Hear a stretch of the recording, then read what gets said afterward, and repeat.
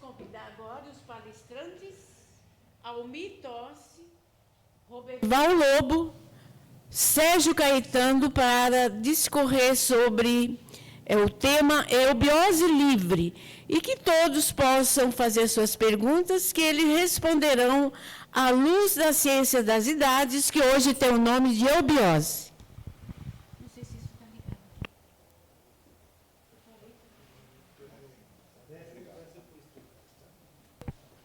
Teste.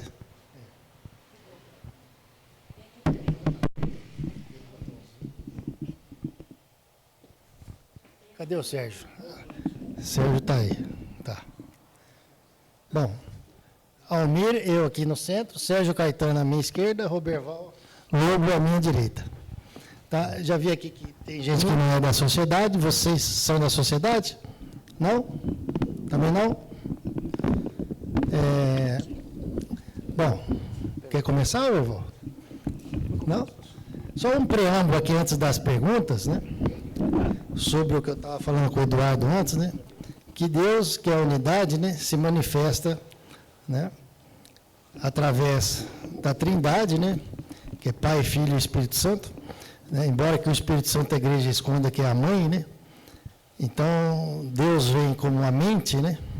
Assim como o homem vai com o espermatozoide, e vai na mulher, que é o útero, o óvulo, que é o Espírito Santo, só que aí como o universo, né? E o universo gera, então, através do setenário. Então, a primeira coisa que foi gerado foi as estrelas, os planetas, né? Aí, quando vem na Terra, né, vem Deus de novo com a mente, né? E a Terra, como se fosse um útero, gera os demais reinos, né? Vegetal, animal e homenal, né? Por isso que a Terra é conhecida como Mãe Terra, né? Porque ela é como se fosse o útero, né, daquilo que é germinado pela mente de Deus, né? E ainda estamos numa quarta etapa, né? Iniciando por uma quinta, sexta e até terminar numa última etapa. Então, nós estamos no meio ainda, né? Que é através desse setenário, né? De Deus, né? Por isso que eu falei das 7 tônicas, né? A medicina é uma delas, né? Então, dito esse preâmbulo, né? Aí a gente pode abrir aí para perguntas, né? O Roberval vai complementar aí. Boa noite a todos. Meu nome é Roberval. Eu só queria dizer assim que a Sociedade Brasileira de Eubiose é uma instituição genuinamente brasileira. Foi fundada em 1924, na cidade de Niterói, Rio de Janeiro, pelo professor Henrique José de Souza. Depois ela evoluiu. Em 1928, assumiu o nome de Sociedade Teosófica Brasileira, que nada tem a ver com a da Blavatsky, como o nome já fala, é a Sociedade Brasileira, Sociedade Teosófica Brasileira. E em 1969 passou a ser conhecida como Sociedade Brasileira de Eubiose, que é o nome que ela traz até hoje. É uma instituição cultural espiritualista que, dentro da medida possível, estuda as religiões comparativamente e todos os ramos de conhecimento, das ciências, das artes, das filosofias, religiões, tentando alcançar o cerne único de todas elas, né?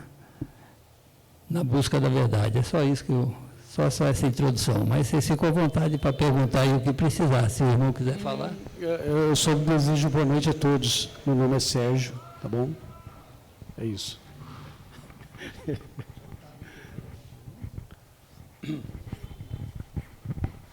Seu Eduardo, quer começar perguntando?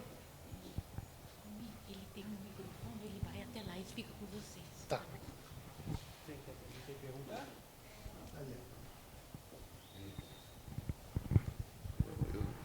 Bom, eu vou ver. Vamos perguntar.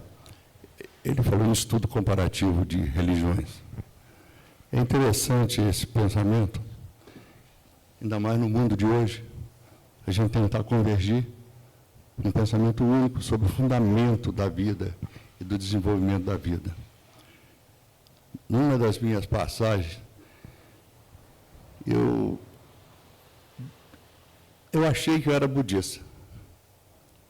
Por que eu achei que eu era budista? Porque eu vinha de um seminário católico e eu tive a coragem de enfrentar um padre confessor e dizer para ele, ao ir ser encaminhado para a fase propedêutica, que eu não tinha condição de ser um bom padre.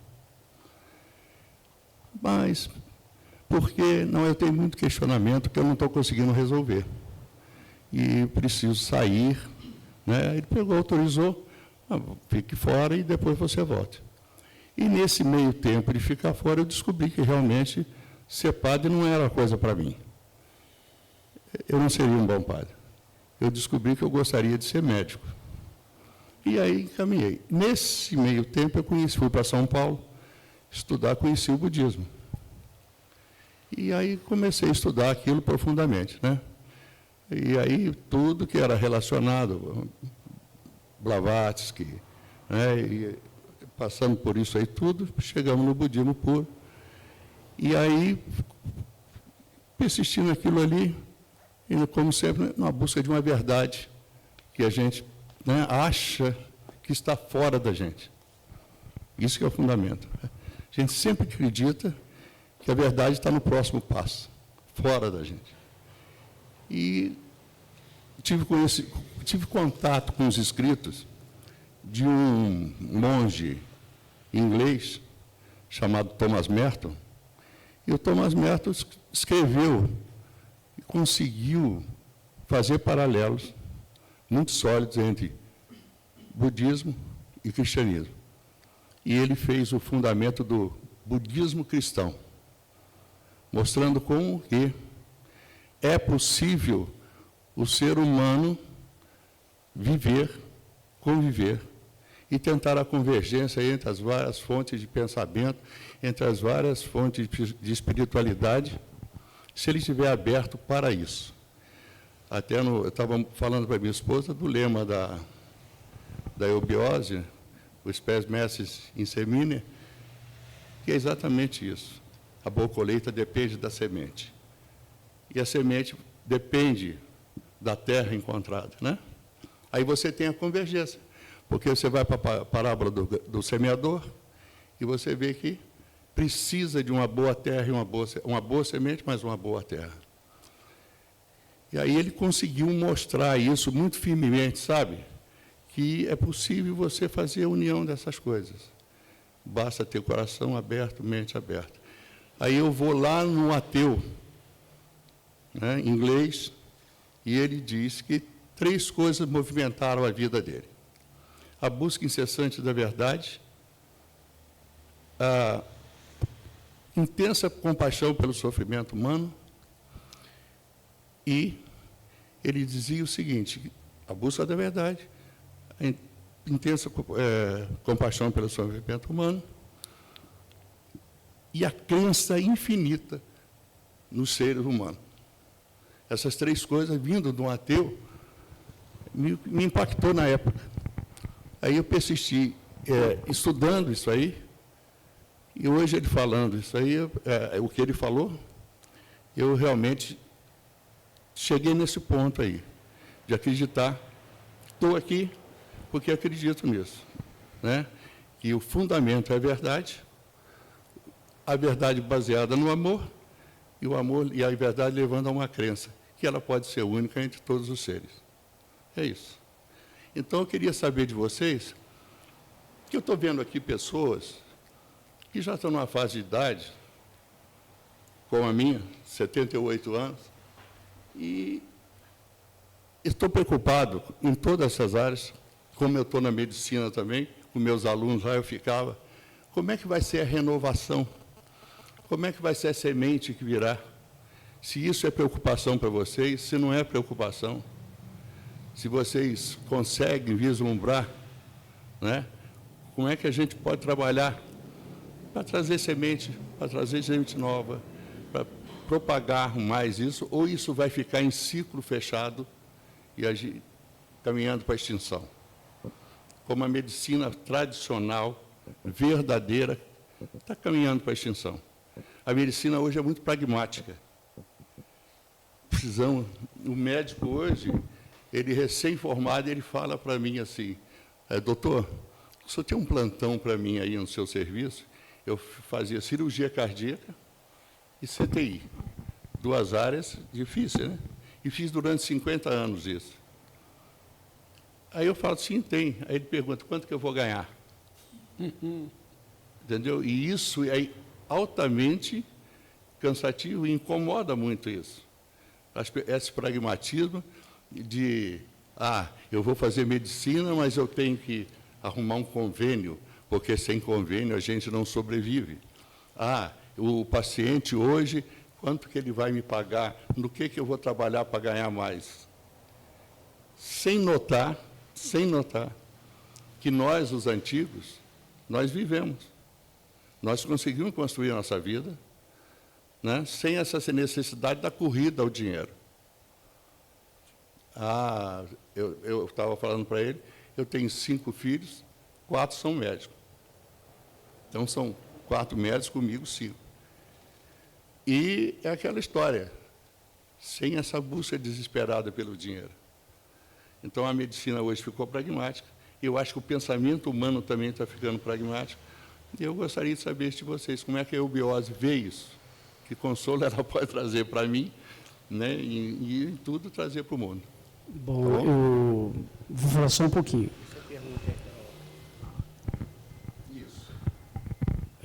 Antigamente, poucas pessoas tinham carro. Para ter um telefone, você tinha um telefone fixo que custava o valor de um carro, não é?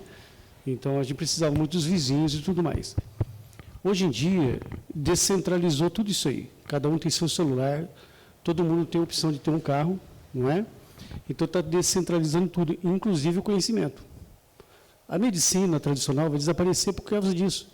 As pessoas vão começar a tomar consciência que elas mesmas podem se tornar o terapeuta dela e da família, o médico dela e da família, e dá para estudar. Hoje em dia, nós temos uma biblioteca mundial chamada internet, que, infelizmente, muita gente ainda usa só para entretenimento, e não é assim. Né? Vamos aprender a cuidar de si mesmo, né? Para não ter que outra pessoa cuidar da nossa vida. Assim também na parte da religião. O professor Henrique José de Souza deixou o conhecimento para a gente, para que nós nos tornássemos livres pensadores. E com esse livre pensamento, a gente tomar a peito, vamos dizer assim, a nossa evolução. Cada um é responsável por si mesmo. A tônica do novo ciclo é essa. Cada um tomar a peito a sua própria evolução. Pode falar. Como ele falou, a nossa escola é de livre pensadores. Ela tem uma linha filosófica dada pelo fundador, mas ela é muito ampla. E então, você vai notar que dentro da nossa escola não existe uma linha central e única. Existem várias linhas que convergem para o mesmo ponto. O senhor falou aí que toda essa narrativa do senhor é aquele negócio, qualquer profissão pode ser um sacerdócio. Depende de como ela é executada. É um sacerdócio na medida em que ela visa o bem do próximo, que ela trabalha para o bem do próximo. E isso é um sacerdócio. Né? O senhor não foi padre, foi médico, mas o senhor trabalha para o bem do próximo. E isso é um sacerdócio. Agora, existe também nas profissões aquilo que não é um sacerdócio, mas é um comércio. Como existe na igreja também o comércio. Então, tudo tem a ver com o ser humano, com a pessoa. Né? A eubiose ela é um programa de evolução tríplice. Assim como o nosso irmão Almir falou aqui, do Pai, do Filho, do Espírito Santo, de todas as trindades que existem em todas as religiões, a eubiose também tem um caminho tríplice. Ela visa desenvolver a vontade pelo trabalho, porque o trabalho desenvolve a vontade. Não tem tempo ruim se você está resfriado, se está chovendo, não. Você vai porque você tem que trabalhar. Você tem que ter força de vontade e encarar. O trabalho desenvolve a vontade. Então, esse é um ramo desse tripé. Ela desenvolve a emoção pela educação. E educação aí é aquele berço que a gente recebeu em casa, são os princípios do caráter, são os princípios do amor ao próximo. E para ter amor ao próximo, você tem que ter amor a si mesmo, claro. Então, esse é a outra haste desse tripé. E ela visa desenvolver também a inteligência pela instrução. Né? Isso, em todos os ramos, se aplica, tanto no filosófico, como no religioso, como no artístico, como no científico, na nossa vida no dia a dia. Né? Nós somos formados por essas emoções, pelos nossos sentimentos, pela nossa razão, pela nossa inteligência e pela vontade que nos impulsiona a fazer alguma coisa para o bem comum. E a gente observa, como o senhor falou, que hoje em dia isso está muito defasado em função de nós estarmos vivendo um final de ciclo. E esse final de ciclo, ele traz à tona, às vezes, aquilo que precisa ser depurado. Então, a gente observa essa tônica do mercantilismo e tudo mais que existe aí, justamente para mostrar um outro lado, porque aquela velha história, quanto mais você caminha para leste, você vai chegar no oeste. Quanto mais você caminhar nesse sentido, você vai chegar num ponto que a sociedade vai observar que o equilíbrio se faz também com outro polo. Então, essa visão da criança ou da semente, toda árvore traz dentro dela, na semente, todas as características que ela vai ser desenvolvidas. E o ser humano é assim também. A criança, que é a semente, que é o germe em latência que vai formar o ser humano, ele traz todas essas características dele. Traz geneticamente, através da sua família, traz culturalmente, através da sociedade em que ela é criada, pelo meio ambiente que ela é formada, e pela educação que ela recebe em casa e a instrução que recebe no mundo. A gente procura fazer essa instrução de modo natural. O que a gente chama de modo natural? Não é ensinar o que cada um deve fazer, mas mostrar as leis naturais e sabendo como as leis naturais funcionam, a pergunta é autorrespondida. Porque você não precisa responder para a pessoa o que é certo ou errado fazer. Se ela sabe qual é a lei natural, nas quais as leis da natureza se baseiam nas leis universais. Se ela conhece essas leis universais e vê essa aplicação na lei da natureza, quando ela fizer para si uma pergunta, o que eu devo fazer, o próprio contexto de saber essas leis naturais responde essa pergunta, mas a gente não precisa responder. Então, a criança traz em si, a semente traz em si todas essas características. Se a gente der para ela o terreno fértil, a umidade e o calor, ela vai desabrochar para a vida e vai se tornar aquilo que ela tem que ser, que ela já traz dentro dela. Né? E aí a gente só tem que, na medida do possível, dar essas condições. Por exemplo, a pessoa pode trazer dentro dela uma característica de querer mexer com sangue. Né? Ela pode ser um cirurgião, não tem problema de mexer com sangue. Pode ser um açougueiro, vai mexer com sangue. Pode ser um assassino. Então, essa condição que ela tem inata dentro dela, a gente que está em torno dela tem que dar essas características, tem que dar essas condições, tem que arar a terra e promover esse calor e umidade para que essas condições floresçam da melhor forma possível. E isso a EBS tenta fazer, ou melhor, faz, através da instrução que forma a mente, da emoção, da educação que forma a emoção e do trabalho que visa fortalecer a vontade. Né? Complementando aqui, né, sobre o caminho, né, que você falou aí do Cristo, do Buda, né, que a humanidade também está numa escola, né, não na escola, né, que a gente vê, né, por exemplo, matemática, 2 mais 2, né?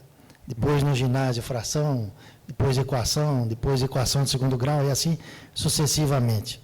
Mas a humanidade também está numa escola, né, espiritual, né? Então, desde a queda, que a Bíblia chama de, né, Adão e Eva, né, que a Eva comendo a maçã e ganhando o conhecimento do bem e do mal, né, e esse conhecimento foi dado pela serpente, né, mas a Eubose ensina que houve uma guerra no céu, né, porque a mente não era para ser dada agora, porque nós estamos desenvolvendo a 4ª etapa, que é o emocional. A mente seria uma 5ª etapa, né, e esse emocional ainda não está perfeito, por isso que ainda tem ódio, guerra, né. Então, só o santo, como a igreja fala, né, ou como nós falamos, o adepto, né, aquele que se encontrou com a parte interna dele, que é o Deus, que é o reflexo de Deus dentro de você mesmo, você também falou isso, né, é que a pessoa se ilumina, né, e a pessoa se iluminando, ela se encontra com Deus, aí ela fica com o emocional perfeito, aí ela só vai amar, né.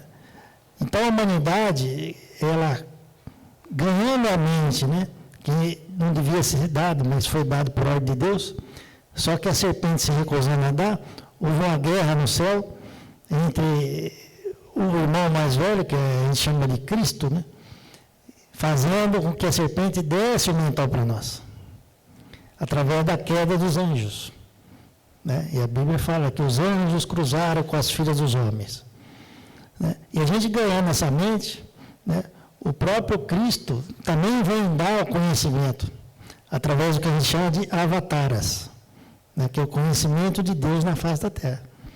Então ele vem, né, lá depois do dilúvio, né, como Noé, né, como se estivesse dando a primeira série. Né. Antes nós ainda estávamos no jardim da infância, né, fazendo massinha, né, desenho, lá antes do dilúvio. Né. Depois vem como Buda, dando a 4ª série.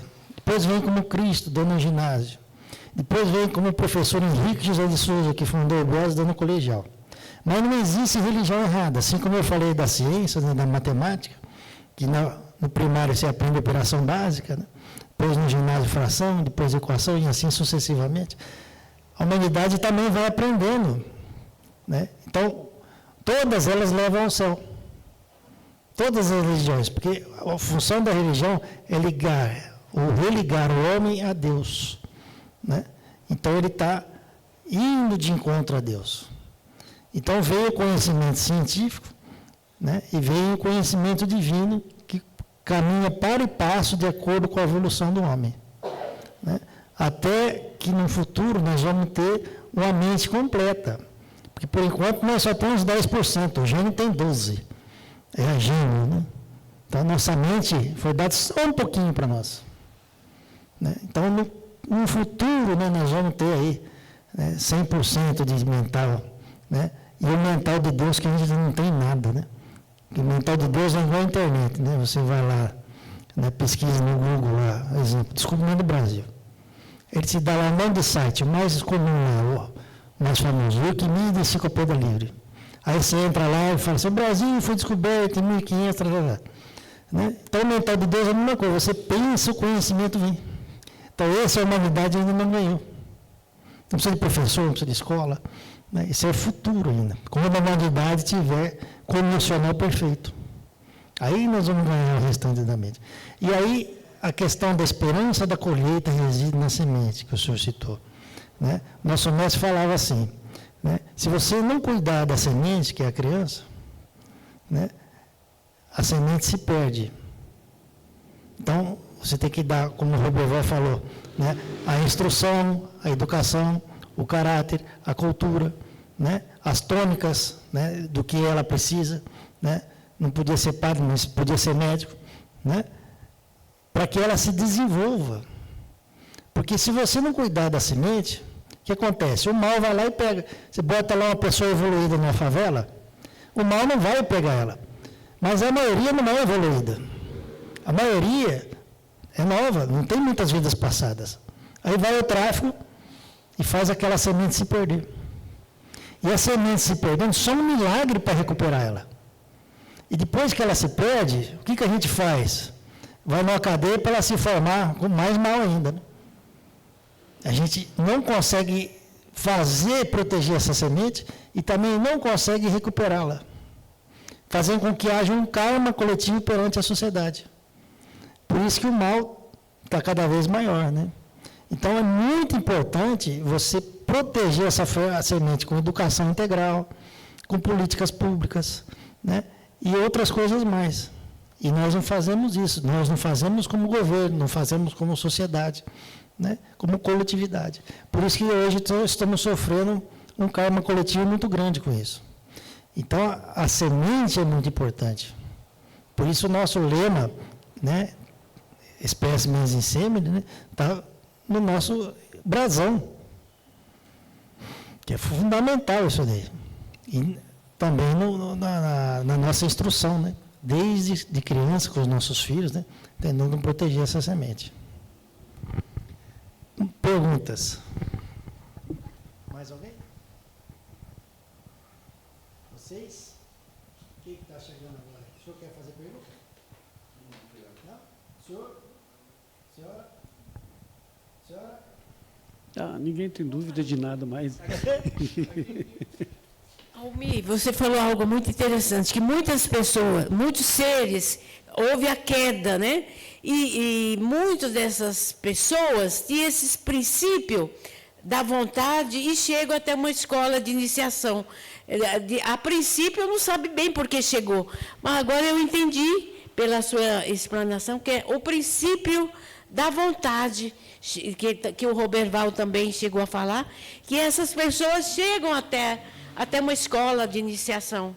Eu achei interessante, era isso que eu queria expor para vocês. O que eu entendi assim, cada um dos senhores que vieram para cá, todos nós temos uma semente, um ponto bindo do coração. É uma semente divina, Deus em nós. Deus está em toda parte dentro de nós também.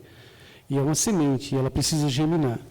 Quando a pessoa vem buscar alguma coisa mais em algum lugar, ela está buscando despertar essa semente, fazer ela crescer. Já que não deu tempo de fazer isso quando a gente era criança, adolescente e tudo mais. E normalmente a gente às vezes encontra mais na velhice, como foi o meu caso. Eu fui ficando mais velho e fui buscar entender as coisas da vida. E, por exemplo, você pode pegar um livro de 1000 páginas, dali você tira uma ou duas chaves para poder abrir a porta do coração para fazer essa semente germinar. Ou ler um livro, ou ler um filme, ou ler uma live, ou ler uma palestra.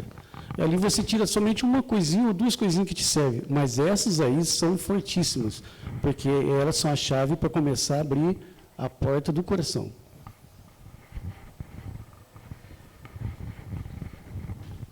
Já que ninguém quer fazer pergunta, né? Por favor. A história é a seguinte, tem uma coisa que sempre foi dito nos meios esotéricos, né, em quem busca a verdade, que é o seguinte: quando você estiver pronto, seu mestre aparece. Essa é a minha preocupação.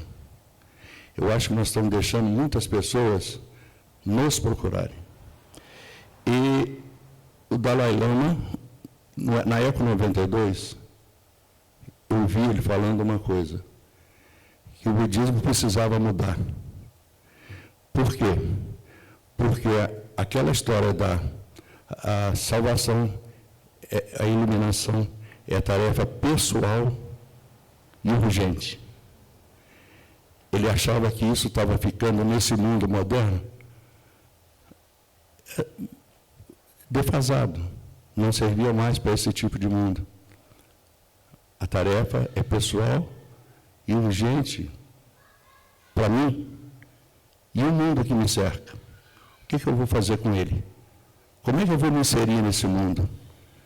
Eu vou fazer um dia inteiro de meditação e me isolar disso tudo? Então, essa meditação que foi ensinada no budismo, muita gente entendeu errado. Lá era meditação passiva, quieto, sem fazer nada, parado. No mundo ocidental, essa correria, esse lufa-lufa do dia a dia, não dá para fazer isso.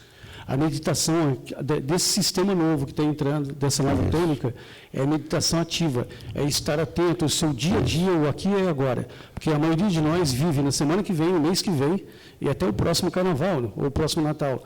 E não é. Nós temos que fazer com que a gente venha regredindo para a gente ficar junto com a gente nesse momento agora. Isso. E isso é meditação ativa, estar atento a tudo, o tempo todo. E é assim que se aprende.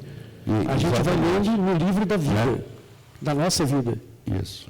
E isso aí, partindo do próprio Dalai Lama, foi um choque para quem estava ali, né? Nós estávamos numa tenda, nós éramos 106 pessoas. A gente estava ali e ele, partindo do Dalai Lama, esse tipo de pensamento, que achava que a meditação passiva estava se tornando uma coisa muito egoísta. A gente não conseguia. E aí, o que aconteceu? Dentro do budismo, apareceram correntes, o Zen budismo, para que você pode, hoje, por exemplo, ter a sua vida e ser um Zen budista. Apareceu a escola vietnamita da meditação andando. Não aquela meditação mais parada contemplativa. A meditação andando, ela é um pródromo dessa coisa do desenvolvimento. Quando você faz meditação andando, você faz meditação dentro do seu trabalho, você faz meditação. Ou como dizia o Rajneesh, você fuma, não tem problema. Medita enquanto fuma, porque o cigarro vai fazer muito menos mal para você. Você não consegue parar de fumar? E foi desse jeito que eu parei de fumar. Então, medite fumando. Atenção. Exatamente. Preste atenção no que você está fazendo, né, no seu cigarro. Você certamente vai diminuir a quantidade e poderá parar de fumar se você fizer uma meditação ativa. Um adendo nisso aí que você está falando. A gente pergunta assim, mas como é que eu estou na evolução? Porque a gente não tem um mestre, uma pessoa para dizer para a gente como é que a gente está nisso aí, né, nesse contexto humano da evolução. Não é muito difícil. Uma informação que é dada agora, diferente de tudo que está aí, se a pessoa começar a perceber isso daqui 666 dias, é porque ela está no âmbito normal da humanidade. Se ela conseguir entender isso em 444 dias, ela está um pouquinho mais adiantada. Se ela observar isso assim quase que imediatamente, ela está bem. Exatamente. A inteligência dela está ativa, ela está no tempo integral do aqui e agora, ela está em um profundo estado de meditação e no lufa-lufa do dia a dia. Isso aí. E aí, uma outra coisa que eu aprendi, não foi um choque para mim também, que eu estava no CTI, andando no CTI, uma noite, eu era chefe do CTI, mas eu gostava de dar plantão. Gostava e precisava de dar plantão, né, porque era um ganho a mais que eu teria. E eu andava pelas madrugadas dentro do CTI, por vários motivos. E um paciente me chamou e falou comigo assim, doutor, o senhor precisa ir no centro espírita. Eu falei, por quê? Porque eu sou médium e eu sinto que o senhor é médium. Eu falei, tá, eu vou procurar. Então, ficou aquilo. Mas eu não quero ser médium, eu não queria ser médium. Né? Aí, mas tem uma sociedade médico-espíritas, e eu fui conversar com eles, colegas espíritas que se aprofundaram no espiritismo, conversar com eles. Um deles falou para mim assim, olha, se você é médium, procure um centro espírita e desenvolva, porque senão pode ter um forte impacto sobre a sua vida. Pode cair negatividade na sua vida. Vai estar bom. Eu que sempre tive uma crença dentro do CTI. E eu tenho que cuidar muito bem daquele que está de partida, para evitar ou retardar, e, se possível, colocar ele na vida de novo e dar um consolo muito grande para as famílias. Porque deve ser muito doloroso ter um filho, ter um pai, ter um parente dentro do CTI. Essa é a minha crença, é o que eu ensinei, e, por acaso, meus filhos todos são intensivistas. Todos eles seguiram. Então, eu procurei um centro espírita. Fui conversar com um amigo meu que tinha um centro espírita lá. Ele me colocou lá para conversar com o mentor deles. Aí eu falei para ele, eu não quero ser espírita, eu não quero ser médium, eu não quero ser nada disso. Eu estou muito feliz com a vida que eu tenho, como é que eu faço? Ele pegou e falou para mim, você pode exercer sua mediunidade dentro do seu trabalho, desenvolver o seu espírito. conseguir captar mais as sensações e o sofrimento dos outros e dar um melhor trabalho. Ser um consolador dentro do seu trabalho. A tal da meditação andando. Entendeu? Olha como é que as coisas convergem. E no final de tudo isso, e qual seria a mesma pergunta? É? A pergunta? Não, aí é isso. Então, como é que você vê isso aí, de tudo convergir para um sentimento? Por favor. Respeitando as diversas correntes que existem.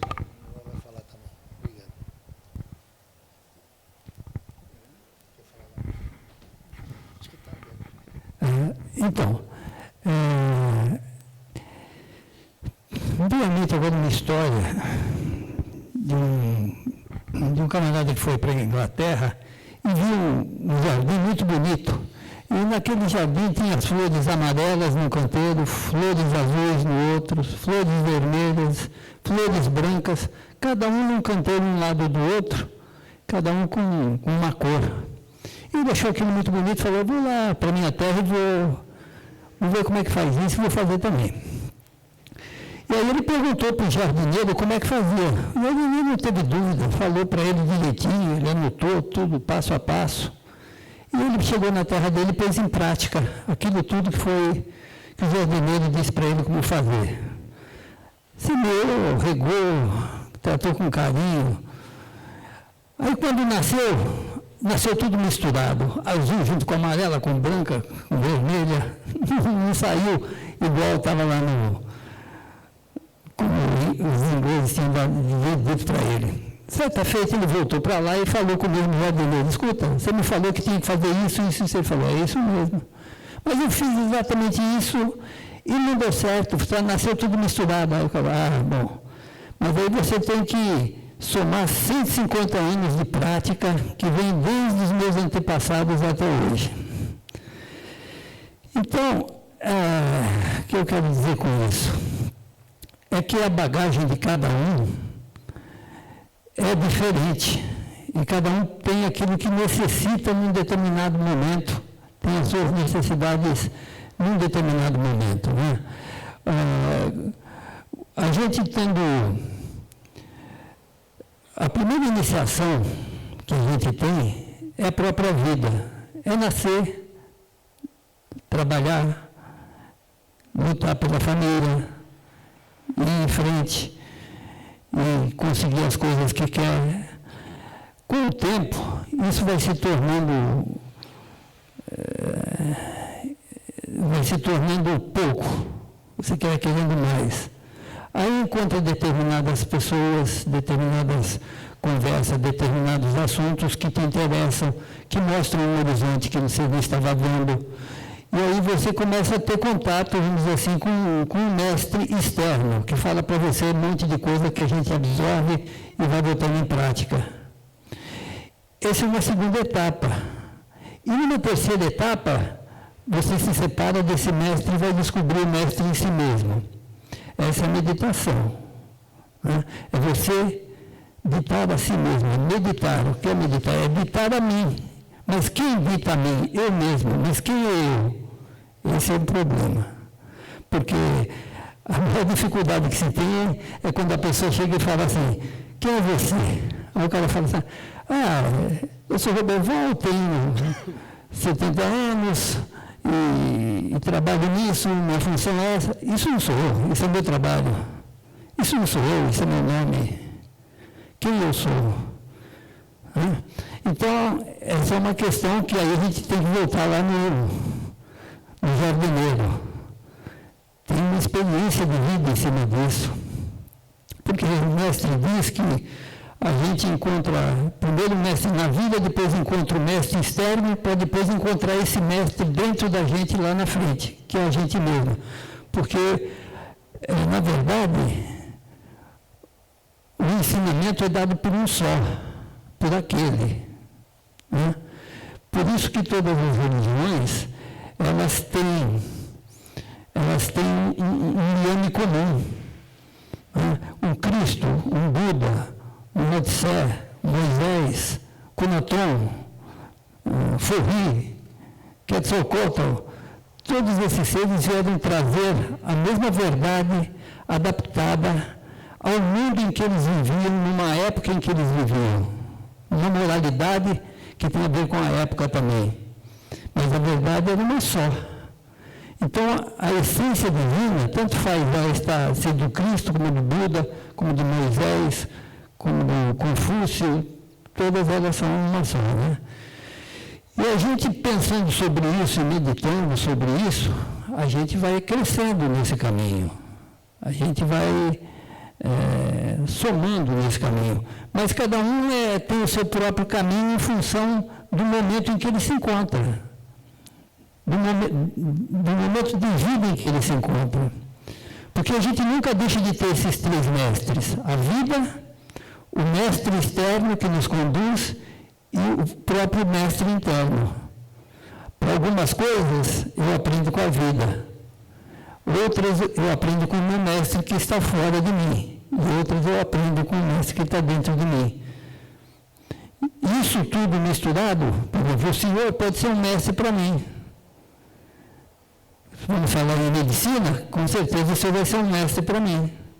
Porque o Senhor conhece mais métier do que eu. Mas, se aparecer um sapateiro aqui, ele vai ser um mestre para nós na arte de fazer um sapato. Né? Então, todos nós temos que aprender com todos. E a gente metaboliza isso internamente e tem o nosso próprio resultado. É como a digestão. A gente come alimento. O arroz e feijão, eu como, ele come, mas cada um tem o seu processo digestivo. Cada um tem aquilo que o arroz e feijão traz para ele pode ser diferente para mim, porque nós estamos em momentos diferentes, pensando coisas diferentes, sentindo coisas diferentes. Então, esse processo na humanidade, o processo da iniciação na humanidade, ele se faz no mundo, através das pessoas, junto, se faz através de uma árvore benfazeja, que nos abastece a mente e o coração de bons conhecimentos, que forja o nosso caráter e a nossa cultura, que no nosso caso foi a eubiose, para outras coisas. E a gente mesmos, moldando isso dentro da gente, a gente vai ter um feedback, um resultado. É por isso que um é médico, outro é artista, outro é matemático, cada um servindo-se. Por isso que naquele jardim nascem rosas azuis, amarelas, vermelhas e brancas, e todas elas pegando o mesmo substrato, a mesma energia da Terra. A Terra é única. No entanto, cada um apresenta aquilo que metabolizou da Terra de uma forma e de uma cor diferente. Então, esse processo da iniciação, ele se faz dessa forma. E a meditação é aquilo que cada um, dizendo a si próprio, como essa conjunção de fatores externos impacta internamente cada um. Né? Só complementando aqui uma história, já vou passar aí. O processo de iniciação hoje, né, ele é dinâmico, não é mais como antigamente, como dizia o Dalai Lama. Né? Então, hoje, por exemplo, a eubiose, né, ou os processos iniciáticos modernos, você faz as duas coisas, como você mesmo disse. Você trabalha e você faz a iniciação para se desenvolver. Né? Quanto mais evoluída a pessoa, melhor para a comunidade, mas isso é de acordo com as vidas. Né? Então, quando a pessoa é pouco evoluída, ele só pensa nela mesma. É um psicopata. Né? Não pensa nem nos filhos, no pai, mãe, cônjuge. Ele evolui mais, vai trabalhar pela família. Mais evoluído, amigos. Mais evoluído, colega. Quando ele é muito evoluído, ele trabalha para a comunidade, vai fazer um serviço comunitário, vai fazer um serviço de sacerdote, não vai pensar só no dinheiro. Né? Mas isso é um processo individual de cada um. Né? Então, o processo de iniciar, a iniciação interna, de transformação, né? Por isso que o nome da sociedade, transformação, superação, e metástase, aquele que encontra o seu Cristo interno dentro de você mesmo. para que você depois possa olhar para o seu irmão, né, e fazer ele chegar onde você chegou. Por que a Bíblia nos chama de irmãos? Porque Deus está em tudo. Está nisso aqui, mas isso aqui tem tão pouquinho de Deus que ele é mineral. Está no vegetal, ele tem mais Deus ainda, tem vida. Está no animal, tem mais Deus ainda. Então ele tem um sentimento rudimentar e uma mente rudimentar. E no ser humano tem mais Deus ainda. Então nós podemos pensar de uma forma mais aprimorada e podemos sentir de uma forma mais aprimorada. Então a quantidade de Deus em toda a humanidade é a mesma. Por isso que a Bíblia chama a gente de irmãos. A quantidade de Deus em nós é a mesma, né? Enquanto que nos reinos inferiores é diferente.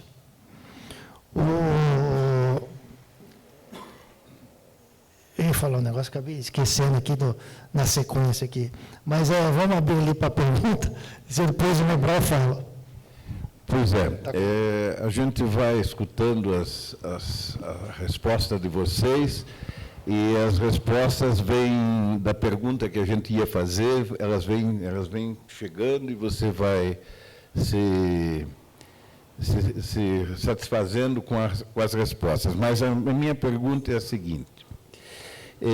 Na semana passada, o nosso amigo Ricardo, irmão Ricardo, ele fez uma palestra e nos disse que 98% da humanidade vive e 2% está realmente em busca da iniciação.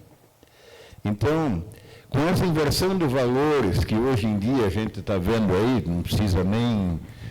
Está explícito as inversões de valores, até o que você fala você tem que cuidar, porque senão você pode até arrumar um processo. Eu te pergunto, qual é a expectativa dessa evolução para este momento de agora? Porque a informação, como falou o Sérgio, é muita informação na internet, mas torna-se confusa também. Você começa a procurar aqui, procurar ali e não tem respostas. E a inversão de valores, ela está atrapalhando a vivência das pessoas. A tua vida não corre mais naturalmente. Eu estou na Eubiose há 25 anos e eu encontro muitas respostas, mas eu pergunto, dos 98% que o Ricardo falou na palestra, como é que fica? Como é que nós vamos ter essa evolução? Como é que nós vamos sair desse momento do emocional, do mental, de você evoluir, de desenvolver o que nos falta? Então, eu estou vendo que você escuta por aí, é o fim, acabou, não tem mais. Agora acabou o mundo, agora vai dar uma terceira. Então, a gente perde um pouco a expectativa de tudo isso. E eu gostaria de saber de vocês, do Roberval, do Almir e do Sérgio, que são pessoas que estudam bastante eubiose, me dizer alguma coisa, como é que nós ficamos aqui, qual é a nossa expectativa, que a gente vê essas inversões em todas as partes, em toda parte tem. A pergunta era essa, qual é a opinião de vocês a respeito disso? Bom, ele complementando, ele falou que 98% da humanidade são alienados, e 2% está buscando. Olha, é assim, tudo se parece com tudo que está em cima é relativo ao que está embaixo, o que está no céu é relativo ao que está na terra, por causa das leis inexoráveis, como é que chama? Inexoráveis, né? As leis, as 7 leis. O que acontece é o seguinte, por exemplo, na eletrônica, temos 2 potenciais. Um satura, que é o positivo. Ele obrigatoriamente é preciso, quando ele satura, ele descarrega tudo e vai tudo para o negativo, que está acontecendo agora. O que está acontecendo com o negativo? Ele está saturado, então ele vai descarregar, e descarregar novamente o positivo, e a humanidade vai ter um despertamento coletivo. ele vai melhorar um pouquinho o patamar da humanidade, para a gente poder entrar no próximo ponto de existência. Então, não tem nada de ruim, está tudo certo, está tudo dentro da lei da polaridade, para que tenha esse equilíbrio. Quando há um desequilíbrio muito grande de um lado, com certeza tem um contrapeso. É igual elevador, tem que ter o contrapeso, senão não funciona. Pois é, para dizer exatamente o que o irmão queria dizer, só ele mesmo, né? Mas eu vou falar aqui o seguinte. A vida universal é dividida em ciclos, né? Em etapas. Tanto é que a gente nasce, cresce, atinge o apogeu, decresce e morre. Isso ocorre comigo, com todos os seres humanos, com o vegetal, com o animal, com o mineral, enfim, com tudo no mundo é assim. E essa senoide, ela vai se repetindo e se entrelaçando. Enquanto uma desce, outra está subindo, outra está no meio do caminho. E essa é a beleza da vida. Entendeu, né? Durval? Você entendeu? Você falou da senoide, é isso mesmo. É isso mesmo. Positivo, negativo. Essa é a beleza da vida, né? Esses ciclos, eles vão tendo cada um o seu ciclo, mas existe um grande ciclo que congrega tudo isso. São as grandes eras que no hinduísmo eles chamam de yugas, né? Kali Yuga, Sati Yuga, as várias idades. A idade de ferro, a idade de bronze, a idade de prata, a idade de ouro. E todos esses ciclos, eles se convergem num grande ciclo, e esse grande ciclo está no final agora.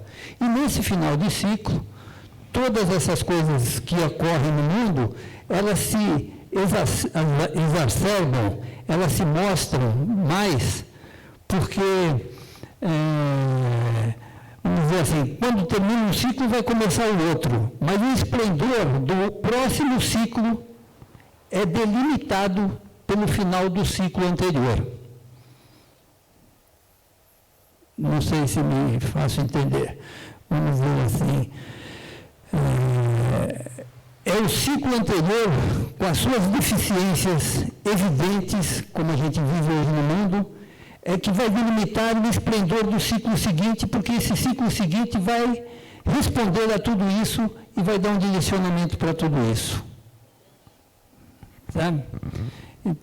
Então, assim, por exemplo, o ciclo de Pisces, ou de peixes, que terminou, que o avatar foi Jesus, o Cristo, tanto é que ele desenhava no chão o peixe, como aquela passagem de Maria Madalena, né? Falando, aquele que não tiver desse pecado, que atire a primeira pedra. E nós estamos vivendo esse final de ciclo agora, onde está exacerbado essa questão no mundo sexual, material, de dinheiro, de um monte de coisas, que no próximo ciclo vai ser depurado. Então, é exatamente esse fim de ciclo que mostra todas as características que serão trabalhadas no próximo. Sabe?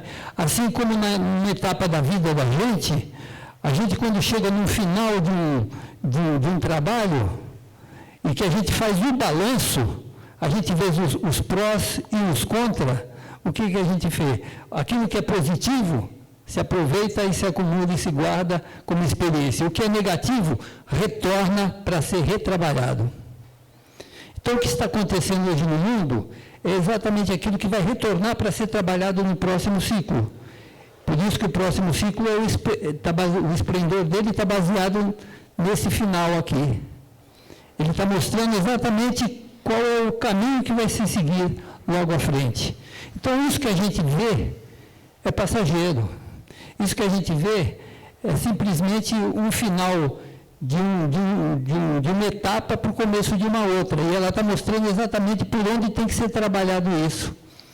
Porque aquilo tudo que deu certo na vida da gente, a gente não precisa se esforçar para modificar e para trabalhar. Isso é bônus. Né? Agora, o que deu errado é ônus. E isso a gente vai ter que se debruçar.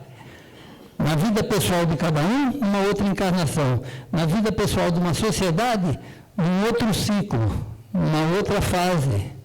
Né? E do mundo, da mesma forma.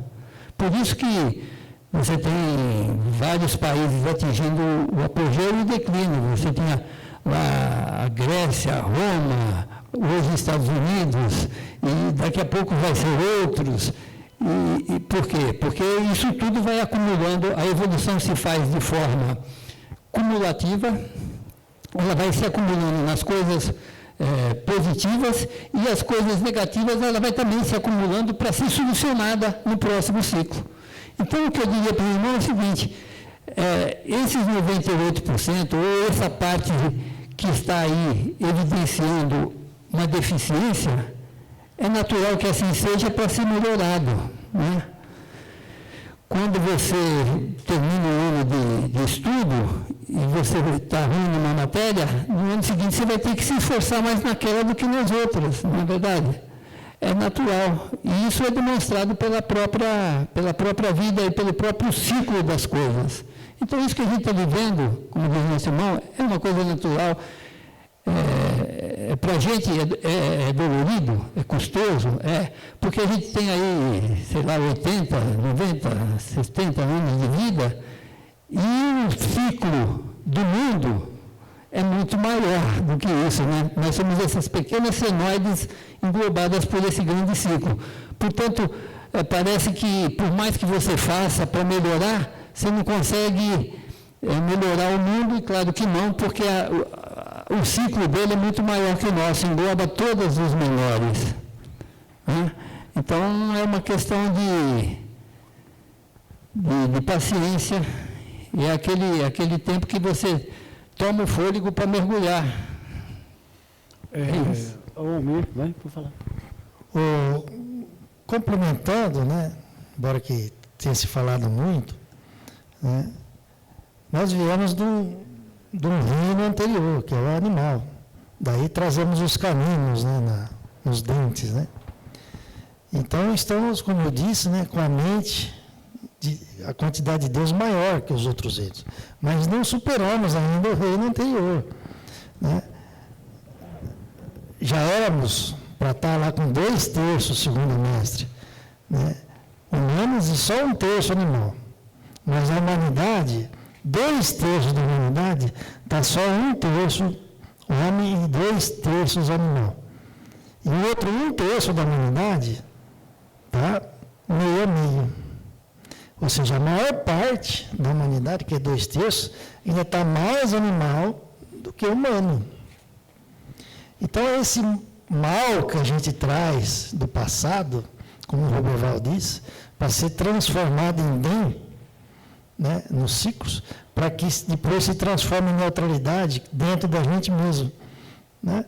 E aí encontremos o nosso Cristo internamente e nos iluminemos, para ajudarmos aqueles que estão para trás a chegar onde a gente chegou, né? Que é aquele de ajudar a coletividade. Né? O santo ou o adepto trabalha para o bem coletivo, né? Pensa na humanidade como um todo. O que eu ia falar lá é que Deus, por exemplo, ele traz 3 energias.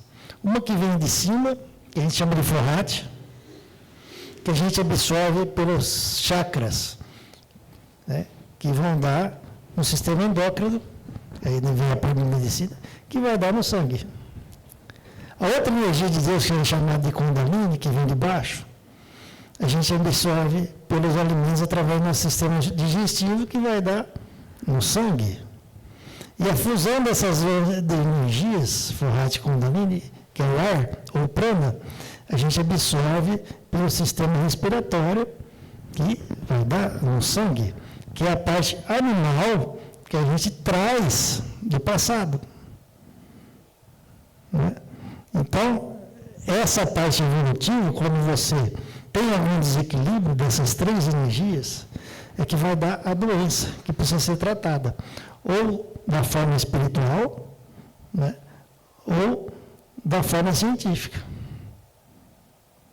Você resolvendo esse desequilíbrio, desse metabolismo, dessa absorção dessas 3 energias, é que você vai ter uma saúde perfeita ou vai ficar doente. Né? Então, é isso que eu queria falar.